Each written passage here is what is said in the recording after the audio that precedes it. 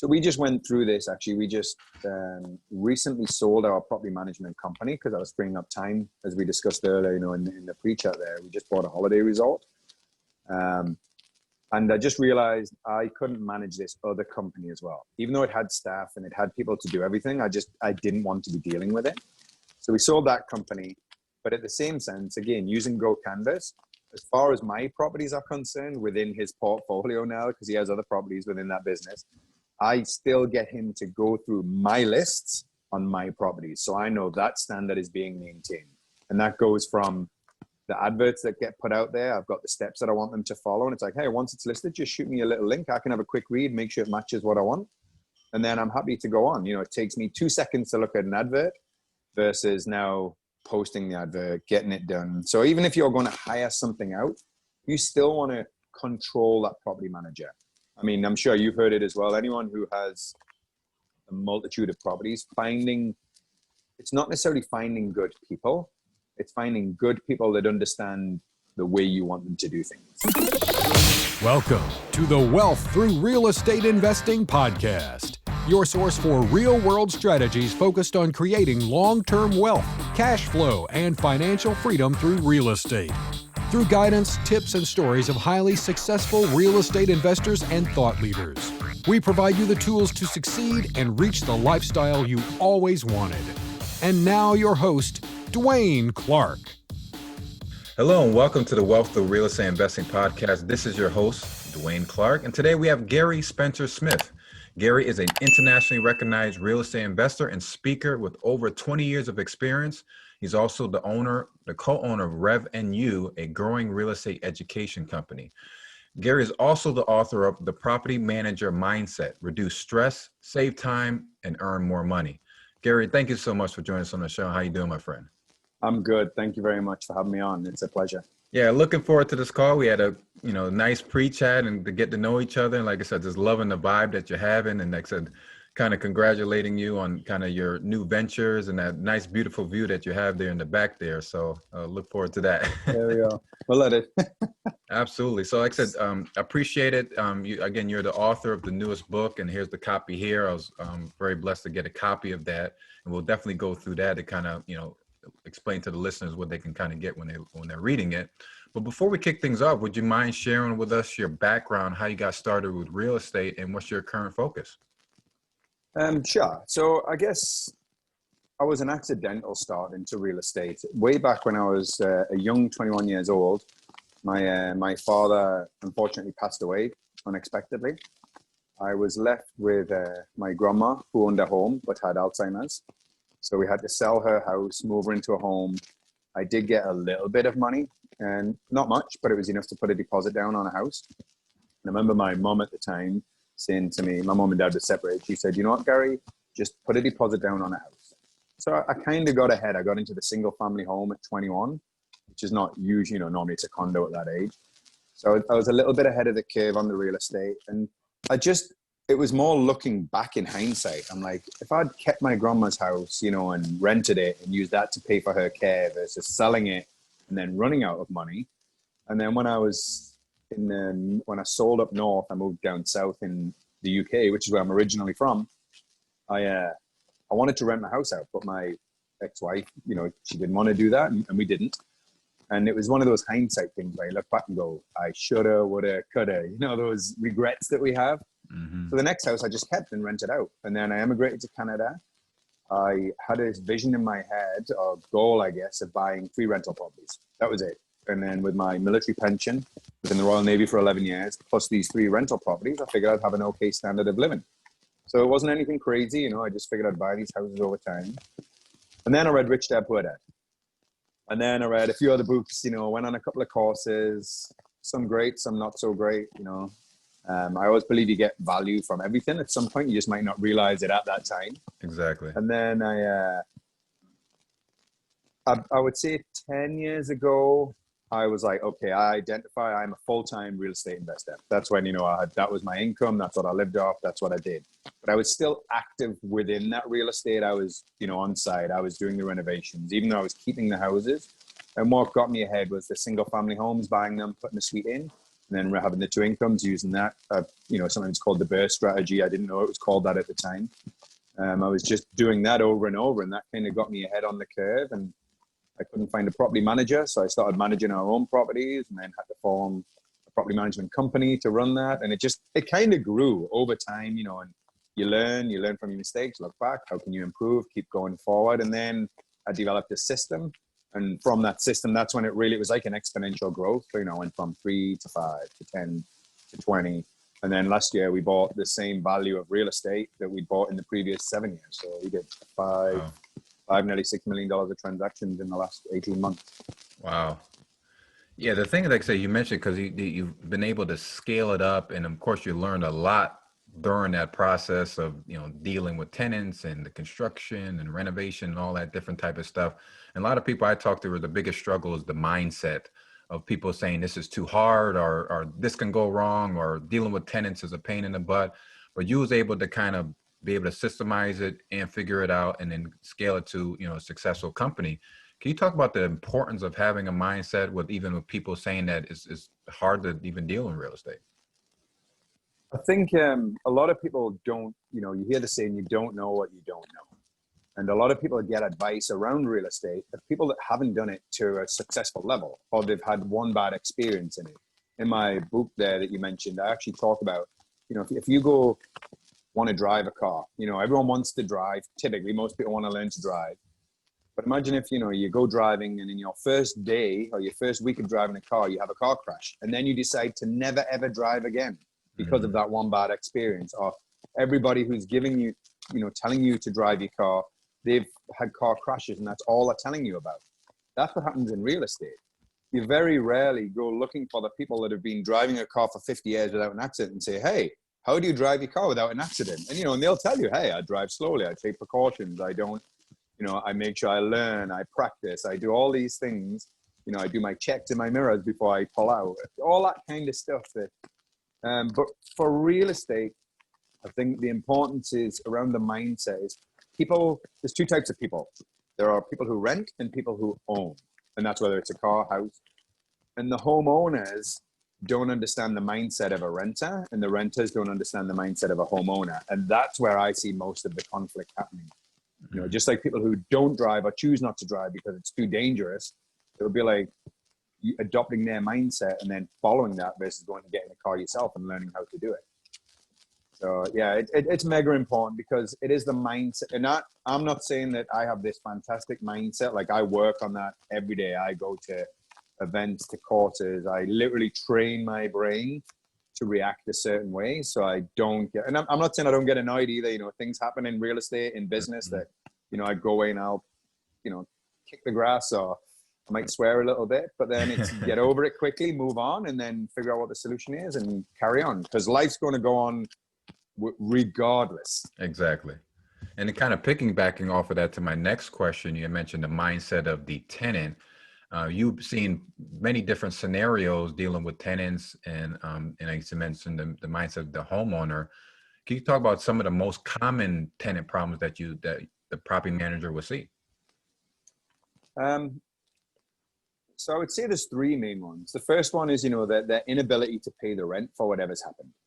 Usually people who are renting, mostly, are people that are not in a position to save for a deposit or to buy a house. So, they're living check to check and to get ahead on that curve. Or, so you're going to have to deal with that mindset around something happens in their life. They need new tires on their truck. There's an emergency happens in their life, a medical issue. And now that's going to take a priority above paying your rent. Mm-hmm. So that's their priority, not yours. And it's understanding where their priorities lie in life, but it's your responsibility to be able to deal with that situation. It's not it's their responsibility to pay rent, but if they don't, what have you got in place to ensure that it doesn't become a stress for you? So, that would be like having a backup amount of money sitting in a bank account that you've saved over the years from the tenant's money, just to cover that. So it doesn't become a stress or a desperation for you to suddenly now have to pay the mortgage on 2 houses. The other one is the level of what people will upkeep their houses to. A homeowner typically has a pride of ownership. You'll You'll mow your lawn. You'll do your yard nicer. You'll paint your house. You'll keep it tidy. A tenant might not, because it's not their priority in life. If it was, they'd be a homeowner. So it's understanding the type of mindsets that people have that are different to yours, and what their expectations are and your expectations, and understanding how you can communicate those two and solve the problems before they happen. Exactly. Because problems are going to happen. Exactly. It's just how you deal with it. Exactly. Yeah, it's like playing a sport. You know what? You're going to get fouled. You're going to get tripped up. You're going to get whatever it is. Things are going to go wrong. It's just how you deal and react with it is what's going to cause stress to you. Because the tenant really doesn't care if you're stressed. They just care about what's important to them. And your physical well-being or your financial well-being is not their primary concern. Yeah, good point. And then you had mentioned kind of, I know it's one thing where just owning one single family home rental is, like I say, you can collect rent and kind of coordinate someone to, do the yard and different types of cleanup, but then scaling up and having multiple properties and dealing with multiple tenants, you're going to have type of some systems and automation. Can you share some stuff that your company is doing as far as kind of systemizing and make it easier for the property manager to do his job? Yeah, I mean, the biggest jump for us recently was we switched to a property management software. People pay online, they put their requisitions online for, repairs that needed. So it gets emailed automatically to the various people. So if it's an electrical issue, it will go to the property manager, the electricians that we have on file that will have a description of the fault. So now we're just bypassing certain stages and speeding up that communication process. But I would say for most people who own, like you mentioned, the typical real estate investor owns 1 to 3 properties. And there are some, bigger than that, but I would say that's probably 80% of who I deal with. And then I would say there's an app called Go Canvas, which is a super great app. You can download it. It's on all the platforms. Just go into the App Store, download Go Canvas, and then make up lists of what you want to do. And they're like digital checklists. And at the end of them, you can sign or have someone else sign if you're getting someone else to do it. And then that way you won't miss any steps. Good. Because when we become stressed, it's usually if we've done something wrong or missed something, it's like, I didn't do that. Now we got to go back. We got to take time out of wherever we are. If your rental's not close by and it's half-hour drive, that's another hour out your day. And it's going to be the day when you've got other stuff going on. So you get this little app, you write your list that you need to do. And we have all lists on our website as well available for people. And I think there's quite a few in the book as well, but you can make your own up. And then we've got to check them as we go through it. So if we're showing a property, it's like, do this before the tenant shows up. We check it off and then we sign it. So now we know that job is done. If I send someone else to do it, they have to go through the same checklist and sign it off. So you start to create a consistency. And then if something's not working, you can tweak that little system, not the person. So it's easier to tweak a system than a person. Anyone who's ever tried to do self-development, it's harder to change. It's hard enough to change yourself, let alone change someone else. I mean, anyone who's got, a wife, girlfriend, boyfriend, or is in a relationship or have kids, when you try and change the other person's behavior, it's us that get annoyed. So it's easier, it's easier to change yourself than it is to change the world. That's true. That is true. So it's the same with systems. It's easier to tweak a system and, sure, get annoyed, be like, that should have been in there. Now put it in there and it won't happen again. Now you don't have to worry about that ever again because you've already put it into your system.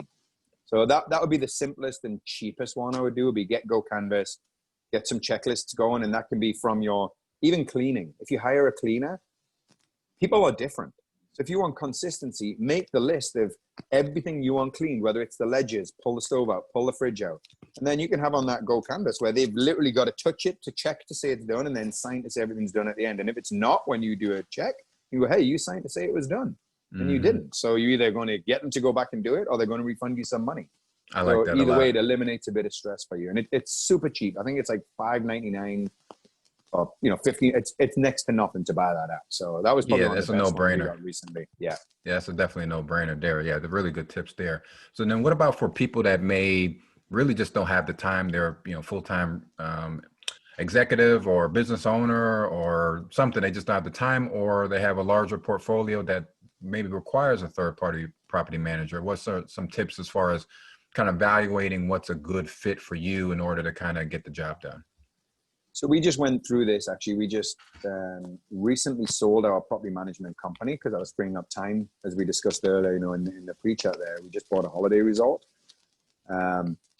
And I just realized I couldn't manage this other company as well. Even though it had staff and it had people to do everything, I didn't want to be dealing with it. So we sold that company. But at the same sense, again, using Go Canvas, as far as my properties are concerned within his portfolio now, because he has other properties within that business, I still get him to go through my lists on my properties. So I know that standard is being maintained. And that goes from the adverts that get put out there. I've got the steps that I want them to follow. And it's like, hey, once it's listed, just shoot me a little link. I can have a quick read, make sure it matches what I want. And then I'm happy to go on. It takes me 2 seconds to look at an advert versus now posting the advert, getting it done. So even if you're going to hire something out, you still want to control that property manager. I mean, I'm sure you've heard it as well. Anyone who has a multitude of properties, it's not necessarily finding good people. It's finding good people that understand the way you want them to do things. And it's not up to them to train to your standard. It's up to you to give them a system or process that they can follow. And if they've got a checklist that they can just tick off and sign, great. If there's an issue, you amend the system. You don't amend the person.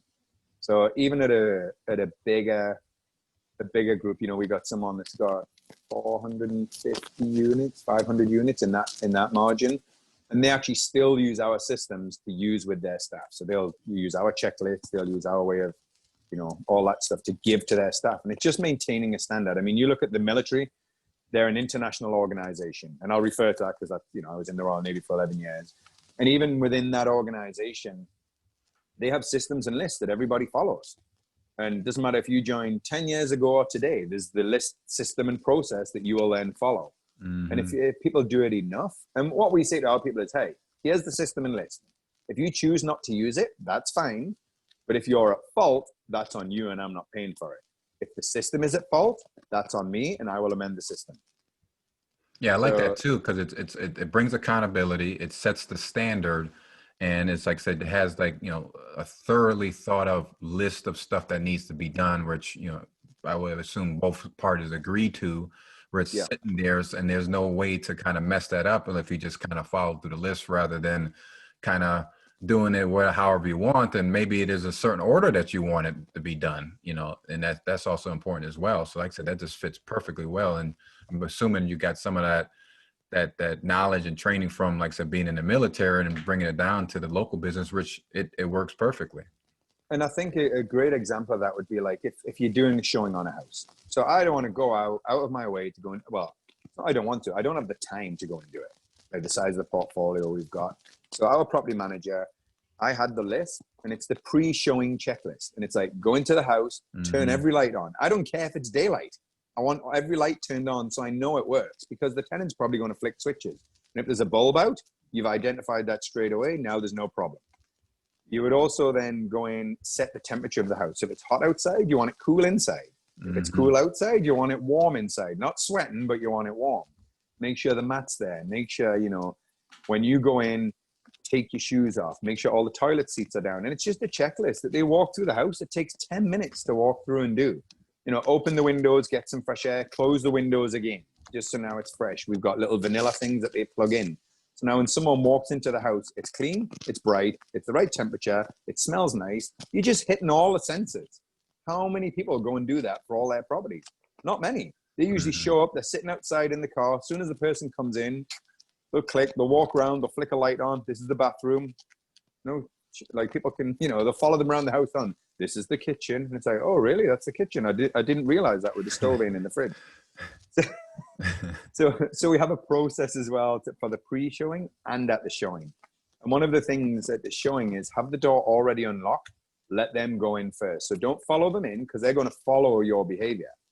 But if you let them walk in first and the door's already unlocked, it's welcoming, you can observe to see if they take off their shoes or not. And then that becomes part of the scoring system that we have. And do they take their shoes off? Because if they don't take their shoes off, are they going to do that when they're living in the house? Probably not. So now they'll get a lower score because they're less likely to give a shit about your flooring. Exactly. Because they're not, whereas if I go into someone's house, I take my shoes off automatically because that's who I am. Even when people go, no, leave them on, I'm like, oh, it's okay, they're already off. But that's just who I am. So you want to know who it is that you're dealing with. And if it is people that leave their shoes on, great. But is this the right house for them? Does it have the right type of flooring? Because if you've got a carpet house and they're not taking the shoes off, what's it going to be like, here in BC and Vancouver Island, we have a ton of rain, like a ton of rain. So from October to May, it is wet. So if you've got carpets in your house and they're not taking the shoes off, guess what's happening to your carpets? So they get a lower score for that, and I'm less likely to rent the house with carpets. Doesn't mean I won't rent to them, but not this one. So it takes emotion out of decisions as well. If you have the scoring system that people can follow. So that's another one of the systems we have, from calling the tenant to answering the advert to them showing up. We have a scoring system, and based on that score, that'll determine whether we're likely to rent to them or not. Wow. Yeah, I like that. Just get down to the really small details, which I'll just like starting to open my mind up. Like, wow, that's a really detailed stuff that kind of, because if trying if it's a good fit for, for their, if that's a good fit for them as far as a house and good fit as a client. I mean, it just makes sense. And like I said, I definitely love that a lot. That's perfect. So, and it takes the stress out. You don't get stressed now. You know what? If they walk in and the scores, if they get a 20 out of 60 versus a 40 out of 60, who are you going to rent to? The 40 out of 60. And that's just because they're a better suit. It's got nothing to do with if you like the car, you got on well with them. It's just the score decided for you. Mm-hmm. And that's one of the bigger things that people get stressed out as being a property manager, is because there's so much different things that is happening, sometimes at the same time, dealing with contractors, dealing with tenants, and dealing with new showings, and dealing with the turnovers and things like that. And if you kind of systemize and make things easier, it actually slows the business down, makes it feels like it's doable and not, like you mentioned, less stressful. You can actually focus on, serving your clients and making everybody happy. So that's definitely awesome. No, it definitely was a game changer for us in the property management. I got bit early on a few times, it's like, oh, I'll help this person out. I'll do this for them. Oh yeah. They're just coming out of this, this bad relationship. So I'll help them. And then all of a sudden they're back in the bad relationship in your house, like just things like that went on. So that's why I developed the system. So I wasn't getting upset and I wasn't getting emotionally, I wasn't making an emotional decision. I was making a straight business decision based on facts and systems, nothing to do with my emotion. So for the book, what else can we learn from? I know we kind of cover a lot, Rich. I'm taking the big takeaway from this call is like systems automation and just kind of having the right mindset. But what else can we learn from the book? So in the book, it's very anecdotal. So it's very much about stories, it's stories that have happened to me, but help people get a shift on the mindset. The biggest one is thinking of your tenants as a client versus thinking of them as a tenant. That landlord-tenant verbiage comes from hundreds of years ago when you literally owned the land and you leased it to the tenants and taxed the tenants who worked the land. And, it still has that connotation in people's subconscious minds today. So now I think of myself and I tell everyone who we coach and stuff, you know what? You're not a landlord, you're a rental housing provider. You're part of the solution of housing versus the problem of landlords. And then think of them as your clients. And I explain one of the things, and this is one of the stories in the book.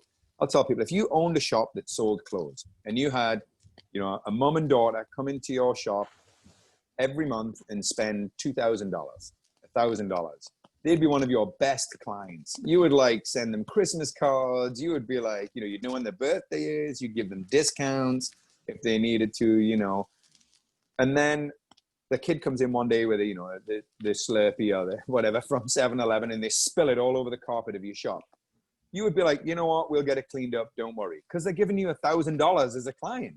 For some reason, when they're a tenant in your house, we lose our shirt and we hit the roof. They've stained the carpet. It's the end of the world. And we get angry and it's like, do the math.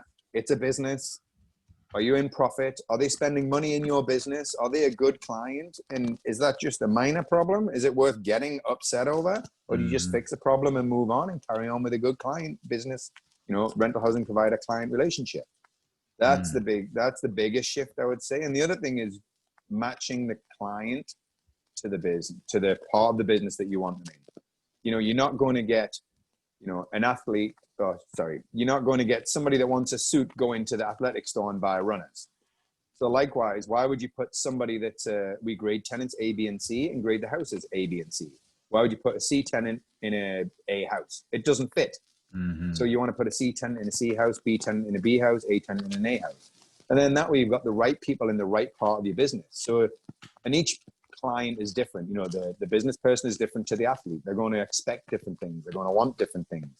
So if you provide the right things to them, you'll have a happy client. If you provide the wrong things, you'll have an unhappy client relationship. So it's about keeping that relationship happy. And sure, they're going to do things that are not right to you, but that's understanding who they are. They're a client, they're not the business owner. So yeah, I like that a lot. The other thing, and we've got one chapter in the book, it's called A Fire, Two Floods, a Drug House, and a Dead Guy. And that was 1 month of our property management, roughly about a year ago now, that we had to deal with. And I think the book, once you start reading through it and shifting your mindset or looking at things differently, it'll help you deal with those kind of problems, which will occur if you're in the game long enough and you've got enough properties. That's going to happen. But it's what can you have in place that when that happens, you have a system to fall back on. Because we never make good decisions when we are emotional. Anyone who's, married or, in a relationship, you never say good things when you're in an emotional state.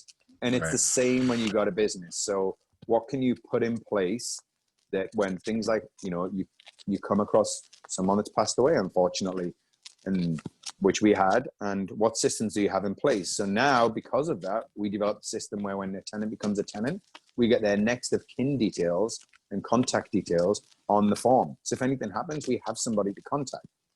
The bonus to that is, if they decide to skip out on you, you now have their next of kin details as well. So now you got multiple ways of contacting people if you need to go after them to claim any money. So it serves as a double pronged fork on that. So there's little things that add in the book, but we try to do it rather than be a factual book. It's an anecdotal book. So there's stories that explain why we do things a certain way, why you would look at things a certain way. And the mindset around being a property manager, it doesn't matter what the rules are in your area. Your rules will differ to my rules, will differ to the next province, the next state. But the mindset of you is always going to be the same. And if it comes back to you, what can you do that's going to stop you feeling stressed, that's going to help you earn more money? And there's little tips and tricks in there as well that you can put into your contract that are going to help protect you, help you ask for a little bit more money for your rentals. I mean, we are the highest price rentals in our bracket. So if it's a C house, we're the highest C bracket. If it's a B house, we're the highest B. And we have, even when the vacancy was 8-9% in our town, we still had less than a 1% vacancy because people want to live in our properties. And it's not just because the homes are nice, it's because of how we deal with them as well. We're very professional, we're fair, we're firm, but fair. I don't fall for the sub stories. And the other thing it explains in the book there is always have a third party. And this is probably a great piece of advice for anyone who's managing properties, owns rentals. Do not be the final person. Sure, they might know that you own the house, but always have, I've got my, my investor. The investor could be your husband or your wife, or always have someone else that you can refer to. So you are not making the decision in front of the tenant. So you can always be like, sure, let me go check with the investor and I'll get back to you on that. You can now come back. You've not even spoke to the investor. You're like, no, the answer is no. If it was, sure, I would have loved to, but the investor said no. And now it's the investor. They're the bad guy, not you. You can still keep that friendly client relationship. Yeah. When people are like, get me the manager in the shop. Sure, I'm the manager, but I got to check with the owner of the business. Oh, the owner said we can't refund it. Sorry. So you can now empathize with them, which makes them feel better. And now you don't have to be that point of conflict. So that helps reduce stress for you. I love that. Yeah, that's great there. And I definitely use that as well. Subconsciously been doing that, but like I said, you kind of explaining it like that, like I said, just a great point and good tips for people that's listening to it. Is this book already out already, or are we expecting for this to come out? So it did come out in June, but at the time we had just bought the resort. So we had no time to get on podcasts. No, because, with COVID, everything, we were like, can we open? Can we open? Then it's like, yes, you can open. So we went from 0 to 100% on our holiday resort with all the staycation people. I mean, we are truly blessed where we are that we have very low cases. I think we had 1 case on the whole island. So it's a lot of people. Yeah, we were really lucky. Or 1 active case at the minute anyway. But we were lucky. So we were allowed to open and have staycationers. So we've just been slammed all summer, which, we're grateful for. It's been a great venture for us.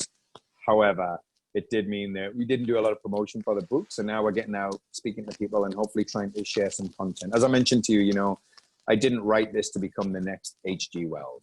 I wrote this to help some people alleviate some problems in their life around real estate and managing properties, and help them perhaps shift their mindset a little bit, makes them sleep a little bit easier. Because as you know, we discussed this, real estate should help fund your life and do what you want to do. It shouldn't become your life and drain you of all your energy. Exactly. Which is the reason why a lot of people decide not to do it, or they're kind of afraid of it because of that. So like I said, reading this, getting educated, and like I said, getting informed of like through podcasts like this is like definitely the first step. But yeah, I mean, just talking to you and about the systems and the approach and kind of turning into a different type of relationship with the client instead of it calling tenant is definitely the best approach to make a win-win situation. So I definitely love that. Absolutely. Just kind of learn a little bit more about you. Like I said, knowing that you're a very systematic guy, you have very successful businesses and doing multiple things. Can you kind of talk about like what's a typical work day, and do you have any special morning routines? So a typical work day for me, I'm a busy person. I can't sit still. It actually, like, if I'm sitting down to watch TV, and I've got stuff that I feel like I should be doing. So I'm a very active, get up and go kind of person. I like to tinker. I like to do stuff. I like to be busy. A typical morning routine, I try and do what's called the Savers routine. I don't know if you read the book. Oh, yeah. Okay, The Miracle Morning. So I try to do a version of that. But, I get up in the morning. I like my silence for the first bit, where I'm just get some breathing done, chill. I don't reach for my phone. I'll do some stretching, some exercises. Then I'll do my visualization. Sometimes it's just for the day, what I've got going on.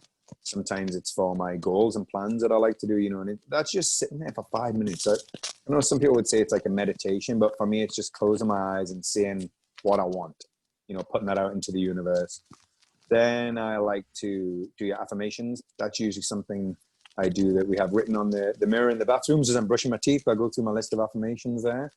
And then scribing, I try to journal. I don't do it as much as I should.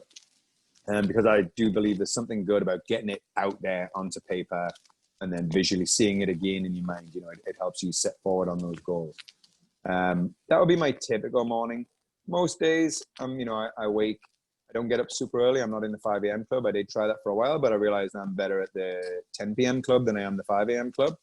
So I have an ability to work really late and just, come in, shut down for half an hour, relax, and then go to sleep. And then, so typically I'm waking about 6:30. I do my morning routine till about 7, get out of bed about 7. And then I like to be walking out the door around 8 o'clock. I don't have to walk out the door at 8 o'clock. That's a choice. So that's the difference now. I think where we've got our businesses too, it's, I choose to go do it versus having to rush out the door and go do it because you got to get the kids to school. And that eliminated a lot of stress. And that came from, being self-employed, choosing the hours that I want to do. I get to self-employed. You get to choose which 80 hours a week you work, right? That's the bonus. But I enjoy what I do. And if I need to take a day off and go, I like skiing, mountain biking, we live on the lake, we go surfing. If I want to go do that for a day, I can. So it's nice just to work. And then when I realize I need to stop and re-energize myself, I go do something that fills my soul. I like that a lot. And as far as you had mentioned, like the list app, is there any other tools or resources that you use to kind of make you more productive or help your day go? People have a lot of properties. We use a software called Buildium. I would say once you get past 50 doors, that's very beneficial to have a system like that. We use, I was going to look on my phone there. So I use Go Canvas for our lists.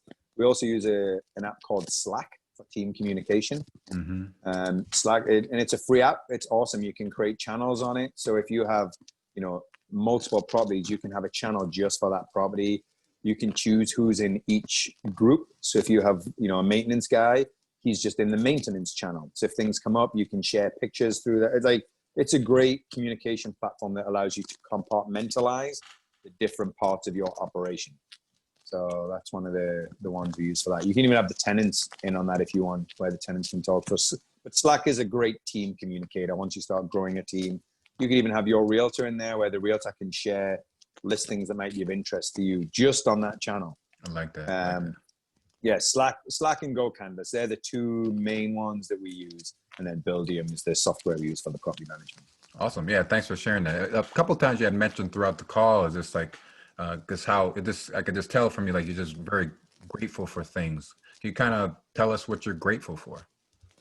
I'm grateful for Chrissy, who's the other half in my life. She came into my life in 2012, 13, and having that partner in my life has helped me excel to where, just having that backing there. So super grateful to have Chrissy there. I'm super grateful for where I get to live every day. I know I'll step aside and let people see I get to have that view every day. That's my office. That's beautiful. That's where I work. So I'm super grateful for where I live. I'm grateful for all the people that are hustling through these troubled times. The people that are working on the front line here. And that's not just the medical staff. That's the people that are working in the supermarkets, in the businesses, just to keep things turning over, because I understand these are very, difficult times for a lot of people. A lot of people are suffering through this time. So I'm pretty grateful for the people that are allowing us to continue doing what we're doing. So yeah, that would be my top 3 things today. Yeah, absolutely. Appreciate that. And any contact information you're willing to share with us, and we'll make sure to have links to the books and things like that. But, how do we get in contact with you? For sure. So people can email me at gary@revnyu.com, REVNYou.com. I'm on most social media platforms, so the LinkedIn, the Messenger, people can connect with me, send me messages on there. We have a Facebook page, RevNYou, REVNYou, and we also have a YouTube channel, same again, REVNYou. So people can connect on any of those, message us. If people want to message me, email is probably the least likely for my responses, because my inbox is probably sitting about 1,500 emails right now. So I kind of just flick through them and see if there's anything of emergency, and then I carry on dealing with what we're dealing with. If people want a message, I would definitely say social media, or reach out to us on one of our RevNYou platforms, because we have the staff and the team that'll look at that. And if there's anything I need to deal with, they'll flag me, shoot me a text, anything like that. All right, I appreciate it. Gary, it was a pleasure to speak with you. Like I said, love the vibe of the conversation. It's, like I said, just really nice to speak with you, learn more about us, picked up some more tips, and everyone pick up the copy of the book. I'm sure it's on Amazon and all of the major distribution platforms, and again, reach out through social media and get in contact with the team. But again, it was really appreciative talking to you, and have a good rest of the week, and look forward to connecting with you again soon. No, thank you for having me on. I really, really appreciate it. So right. Yeah, I'm glad we got to share some top tips. Absolutely. Take care, my friend. Yeah, you too. Thank you. Thanks for joining us on this episode of the Wealth Through Real Estate Investing podcast.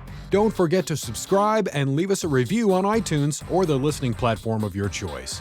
Also, please check us out at DwaineLClarke.com, as well as find us on Facebook for more useful content and resources.